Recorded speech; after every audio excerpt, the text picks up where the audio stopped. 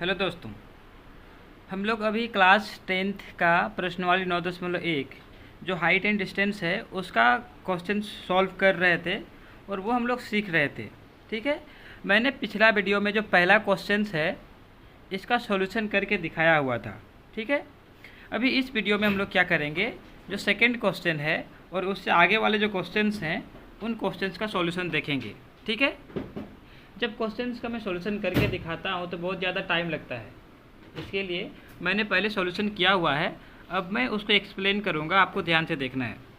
दूसरा क्वेश्चन है, आंधी आने से एक पेड़ टूट जाता है और टूटा हुआ भाग इस तरह मुड़ जाता है कि पेड़ का शिखर जमीन को छूने लगता है और इसके साथ 30 डिग्री का कोण बनाता है। पेड़ की पाद बिंदु की दूरी जहाँ पेड़ जमीन को छूता है 8 मीटर है। पेड़ की ऊंचाई ज्ञात कीजिए।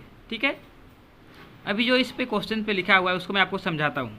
पहले एक पेड़ था, ठीक है, ये एक पेड़ था, ए से सी मान लेते हैं। पहले एक पेड़ था, ठीक है। अभी आंधी आने से क्या हो जाता है, इस बी पॉइंट पे ये पेड़ टूट जाता है। ठीक है, अब ये जो ऊपर वाला हिस्सा है ये टूट के ज़मीन में गिर जाता है। ये हिस्सा ज़मीन में गिर जाता है और ज़मीन में जैसे टच करने लगता है तो ये ज़मीन के साथ 30 डिग्री का कोण बनाता है। ठीक है, अब हम लोग को ये बोल रहा है कि जहाँ ज़मीन को छू रहा है, जहाँ ज़मीन को टच कर रहा है, और पेड़ का जो पाद बिंदु है ये, ठीक है, यहाँ से यहाँ तक का दूरी 8 मीटर है। हम लोग को बोल रहा है पेड़ की लंबाई या ऊंचाई जो भी बोलिए वो हम लोग को ज्ञात करना है। ठीक है, अभी क्योंकि क्या है कि ये जो पेड़ का ऊपर वाला भाग था जो अभी टूट के नीचे गिर गया, तो ये पहले ऊपर था, टूट के नीचे गिर गया, यानी कि ये जो लंबाई था ये लंबाई दोनों आपस में बराबर होंगे। ठीक है, इसके लिए मैंने ये बराबर का सिंबल दिया हुआ है। अब उसके बाद क्या हुआ, यहाँ पे देखिए ए बी, यानी कि ये ए से बी और ये बी से डी, ये दोनों आपस में बराबर होंगे। क्यों? क्योंकि पेड़ का टूटा हुआ भाग है। ठीक है, अभी पेड़ की ऊंचाई हम लोग को ज्ञात करना है। पेड़ की ऊंचाई यानी कि पेड़ की ऊंचाई यहाँ से यहाँ तक, ए से सी।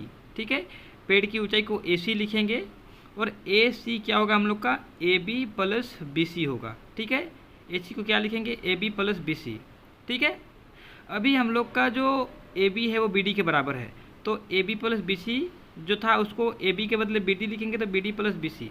ठीक है, ये हम लोग का होगा पेड़ की ऊंचाई। अब हम लोग पहले बी डी और बी सी निकालते हैं, दोनों को जोड़ेंगे तो वो पेड़ की ऊंचाई निकल जाएगा। ठीक है, अभी हम लोग क्या करेंगे, समकोण त्रिभुज बी सी डी में, ठीक है, अभी हम लोग को एक भुजा पता है, ये वाला 8 मीटर है। हम लोग को एक बार बी सी निकालना है, ठीक है, फिर बी डी निकालना है। तो पहले हम लोग बी सी निकालते हैं। तो इस भुजा को हम लोग, ये जो एक भुजा दिया हुआ है इसके सहायता से इस वाले भुजा को निकालेंगे। ठीक है, तो आपको मैंने कल भी बताया था, एक भुजा दिया हुआ है, दूसरा भुजा निकालना है। ठीक है, ये P है और ये B है। आपको एक ऐसा त्रिकोणमितीय अनुपात चुनना है जो जिसमें B और P दोनों रहेगा। ठीक है, तो वो 10 है, तो 10 30 डिग्री बराबर क्या होगा, BC बट्टा CD। ठीक है, क्योंकि P बट्टा B होता है ना, तो P क्या है, BC है और B क्या है, CD है। ठीक है, इसके लिए 10 30 डिग्री बराबर BC बट्टा CD। 10 30 डिग्री का मान होता है 1/√3 बराबर BC क्या है वो हम लोग को निकालना है। तो BC को BC ही रहने देते हैं, CD है हम लोग का 8 मीटर। ठीक है, तो हम लोग का क्या हो जाएगा, 1/√3 बराबर BC बटे 8। ठीक है, अभी इसका तिरछा गुना करेंगे तो BC√3 से गुना हो जाएगा, 8 1 से गुना हो जाएगा। ठीक है, जब BC को अलग करेंगे तो ये 8/√3 मीटर हो जाएगा। ठीक है, तो हम लोग का ये BC निकल गया।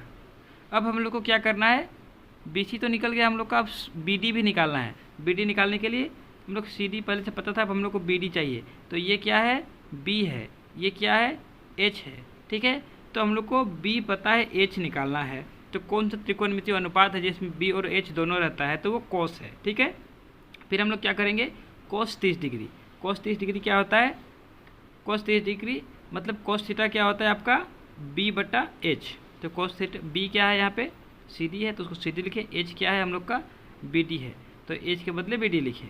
ठीक है, अभी cos 30 डिग्री का मान होता है √3/2 बराबर CD हम लोग को पता है 8 है और BD हम लोग को निकालना है। ठीक है, अभी अब इसको तिरछा गुना करेंगे तो BD 3 से गुना होगा तो √3 BD हो जाएगा, सॉरी है ना, BD जब √3 से गुना होगा तो √3 BD बराबर 8 दूना 16। ठीक है, अभी हम लोग को क्या करना है, जब हम लोग बी डी को अलग करेंगे, इस बी डी को अलग करेंगे तो बी डी यहाँ रहेगा, ये √3 क्या हो जाएगा 16 से बट्टा में हो जाएगा, यानी कि बी डी बराबर क्या हो जाएगा, बी डी बराबर 16 बट्टा √3। ठीक है, तो हम लोग का बी सी और बी डी निकल गया। अब हम लोग दोनों को जोड़ेंगे तो क्या हो जाएगा, पेड़ की ऊंचाई। ठीक है, था ना, यहाँ पे बी डी और बी सी को जोड़ेंगे तो पेड़ की ऊंचाई निकल जाएगा। अतः क्या करिए, अब पेड़ की ऊंचाई बी डी और बी सी, बी डी क्या था आपका, बी डी 16 बटे √3 था और बी सी क्या था 8 बटे √3, तो 16 बटे √3 8 बटे √3 दोनों को जोड़े। ठीक है, अभी इसमें मैंने क्या किया, 8/√3 कॉमन ले लिया, यहाँ से 8/√3 कॉमन लेंगे तो यहाँ पे 2 बचेगा, प्लस ये पूरा निकल गया तो यहाँ पे 1 बचेगा, यानी कि 2 और 1 3 हो जाएगा। अब 3 को फिर ये 8 से गुना हो जाएगा तो कितना होगा, 24 हो जाएगा। 24/√3, नीचे √3 था तो हम लोगों ने क्या किया, हर परिमेयकरण किया।